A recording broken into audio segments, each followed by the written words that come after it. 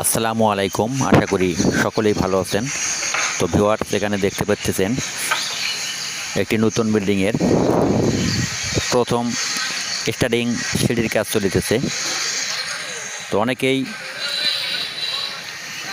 প্রথম রোগ সিঁড়ি করতে গেলে বুঝতে অনেকেরই সমস্যা হয়।